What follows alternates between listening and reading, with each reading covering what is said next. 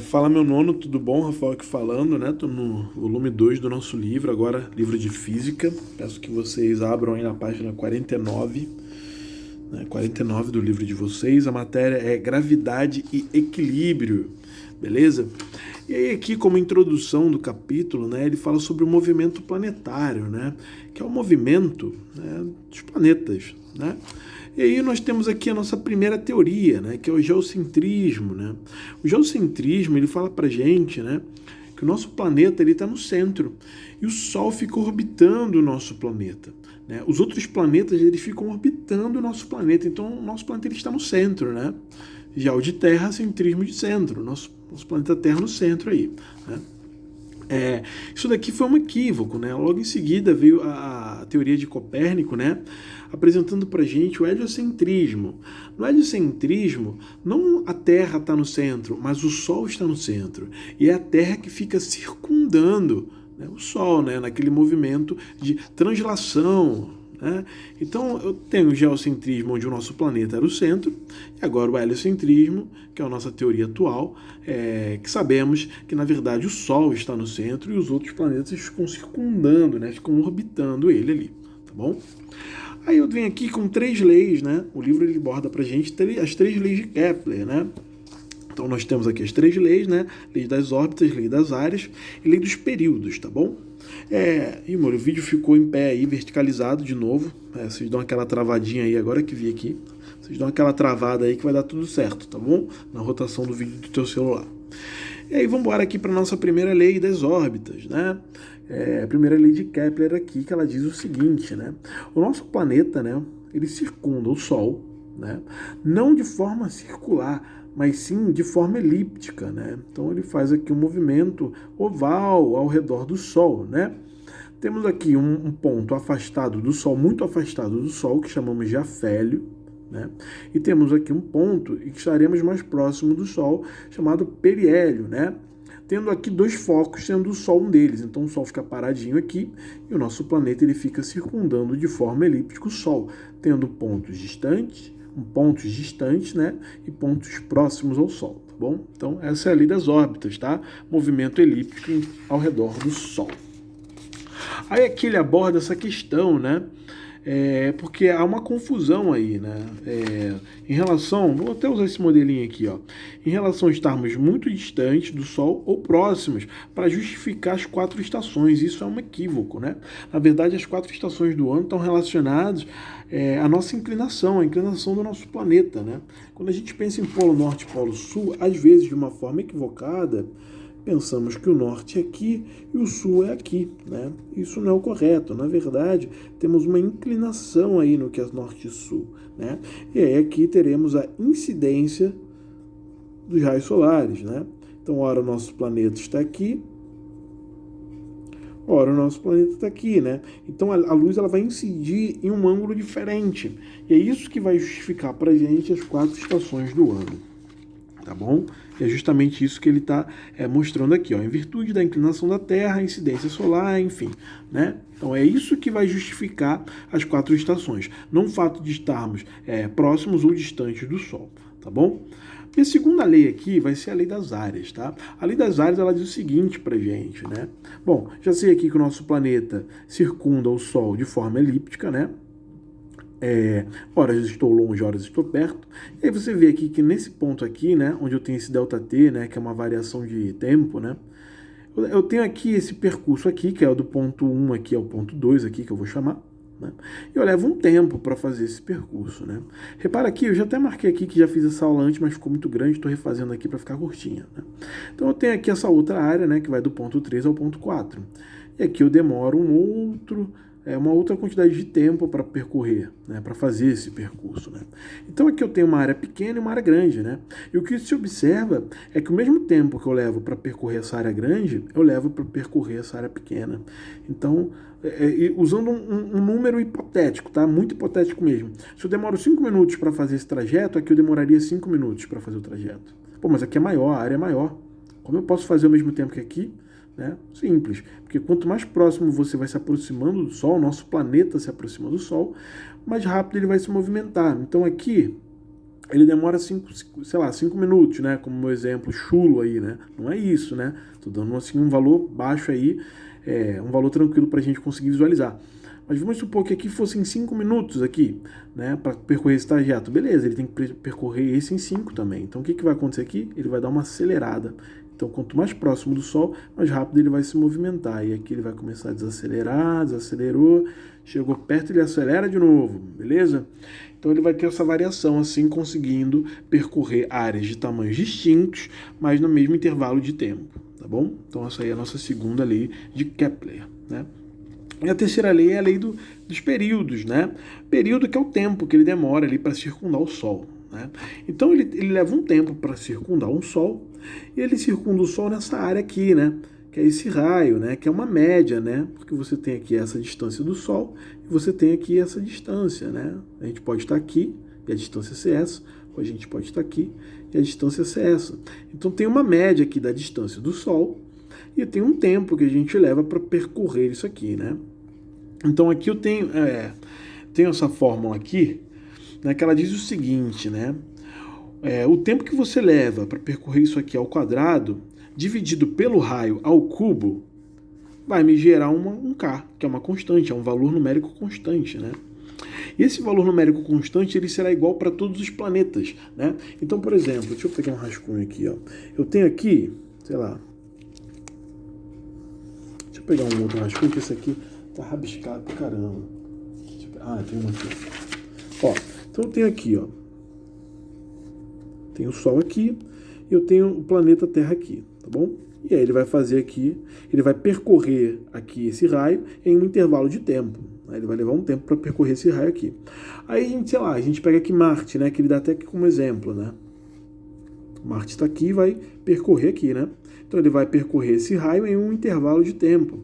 Quando você fizer esse cálculo aqui, independente de você estar falando do planeta Terra, ou de Marte, ou de Vênus, ou de Saturno, ou de Júpiter, né, a constante será a mesma, né? Então ele dá uma tabelinha aqui pra gente, que ele fala o seguinte, ó, a Terra, ó, período ao tempo que ele demora, né, em segundos, né, para circundar o Sol, né? E aí aqui você tem uma média aqui, né, desse percurso, né, em metros, né? E aí embaixo você tem Marte, ó, o período, que é o tempo que ele leva aqui, né, e a média ali, né, do raio, né? Ou seja, períodos diferentes, medidas diferentes. Quando você joga nessa fórmula aqui, olha o valor de K, a constante é a mesma. É a mesma, tá bom? Ou seja, né, a gente está justificando que esse cara aqui é até uma lógica, né? O Sol ele vai demorar menos tempo aqui para circundar o Sol, a Terra vai demorar menos do que, sei lá, Marte, que está um pouquinho mais distante, né? Marte vai demorar um pouco mais para fazer esse percurso aqui, tá bom? Enquanto a Terra vai ser um pouquinho mais rápida aqui, beleza? Então essa daí é a lei dos períodos, tá bom? E aí aqui a gente entra na parte da gravitação, né? A gravitação, né, que são corpos, né? Todo corpo que possui massa vai ter um campo gravitacional agindo ali, né? Os corpos eles vão se atrair, tem massa, vai se atrair, né? O que vai influenciar aqui é o quão grande ou não são essas massas, né? A massa ali é importantíssima quando a gente fala de campo gravitacional, tá bom? Então aqui, o que eu vou levar em consideração para falar de ação gravitacional? A massa e a distância, né? A distância dos corpos, né? Então aqui ele lança pra gente uma fórmula, né? Então o que é uma força gravitacional, né? A gente tem essa constante aqui, né? Que é a constante gravitacional universal, né? Que é um valor fixo aí, tabelado, tá? E aí, o que eu vou levar em consideração aqui? As massas, né? As massas e a distância existente entre elas, tá bom? Então, isso é a força gravitacional. Então, cara, se eu tiver corpos com massas muito grandes, a força gravitacional vai ser grande, dependendo da distância. Porque se eu afasto esses corpos, a força gravitacional diminui, né? Então, corpos de massas muito grandes e muito próximos, força gravitacional elevada. Tá? E aí, se você começa a afastar esses corpos, a força gravitacional ela diminui, né? Se esses corpos eles possuem massas pequenas, né, não vai ter muita alteração. Então, por exemplo, não vai ter muita alteração não, a força gravitacional não vai ser tão grande. Então pensa comigo, eu tenho massa e essa minha lapiseira aqui ela tem uma massa também. Logo existe uma força gravitacional aqui, né? Mas por que ela não vem de encontro a mim ou eu vou de encontro a ela, né? Porque as nossas massas elas são irrisórias no que diz respeito à força gravitacional, né? Ele aqui até lança aqui em algum ponto aqui, ó. Deixa eu achar ele aqui. Ó, é exatamente isso que acontece. Porém, as forças de atração são tão fracas que você e o livro não se aproximam. Os efeitos de gravidade são geralmente sentidos quando os corpos têm massas muito grandes, né? No caso, planetas, estrelas, né? Valores na ordem de milhões de toneladas, tá?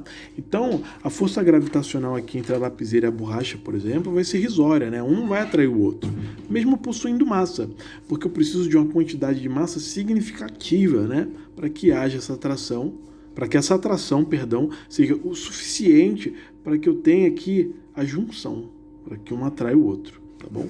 E quando a gente fala de força gravitacional, a gente está falando em relação ao Sol, a gente está falando da Lua em relação ao nosso planeta, né? Eu anotei essa nossa fórmula aqui, né? Que é peso é igual a massa vezes ação gravitacional, né? Porque isso daqui foi até uma aula que dei para vocês presencial, né? Às vezes a gente confunde massa com peso, né? Então aqui o seu peso no planeta é 1, o seu peso na Lua é outro, né? Mas você não perde massa, né? Massa é a quantidade de matéria existente no seu corpo aí. Você não perde massa quando você vai para a Lua. O que acontece é que a força gravitacional lá é diferente e faz com que seu peso lá seja diferente, tá? Então, seu peso aqui no planeta é 1, seu peso na Lua será outro. Porque a massa vai se manter, porque a massa aí é a quantidade de matéria existente no seu corpo, né? Mas a ação gravitacional, a constante de gravitação lá é diferente. Tá bom? E aí vai fazer diferença no seu peso, né? Vai interferir diretamente no seu peso, tá bom? Aqui, né, a gente fala de centro de gravidade, né? E no centro de gravidade, centro gravitacional, a gente pode dizer que é onde o peso do corpo ele fica centralizado, né? Então, quando você tem, sei lá, um corpo homogêneo, o centro gravitacional é no meio, como em uma bolinha, tá vendo? Então, aqui é homogêneo, né? Os lados são iguais, o centro gravitacional vai ser no meio. Né? Aqui onde eu tenho um retângulo, né, vai ser no cruzamento das diagonais, né? Esse cara aqui, né, você vai pensar, pô, é meio, né, mas os lados não são iguais, tá vendo? Né? Então a gente vai falar aqui que é onde nós temos o cruzamento das diagonais, onde elas se encontram, e é nesse ponto, tá? Isso aqui seria o centro gravitacional, né? Esse cara de forma irregular, né, a gente poderia fazer isso daí de forma experimental, né? Teria que ser experimentado isso daí, tá bom? E aqui eu entro em equilíbrio do corpo para fechar aqui o nosso capítulo, né? O equilíbrio do corpo ele vai estar relacionado quando você traçar, né? Quando você conseguir traçar uma linha vertical no centro gravitacional. Ele dá até aqui esse monumento, né? Que é de Pisa, se não me engano, né? E aqui, ó, você vê que ele é meio tortinho, né? E como é que ele não cai, né? O centro gravitacional dele não está no meio, né? O centro gravitacional dele vai estar mais para cá, porque você vai ter que traçar uma vertical aqui, ó, né? Claro que eu não estou usando uma régua, então não vai dar certinho, né?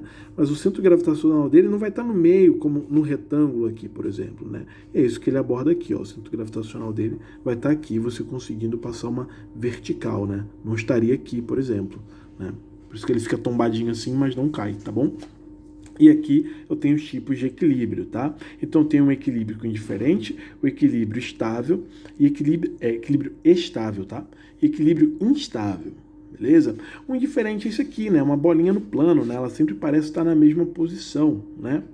Esse cara aqui é o indiferente, né? Por mais que você role, quando você parar, você olhar para ela, ela vai estar do mesmo jeito aqui, né?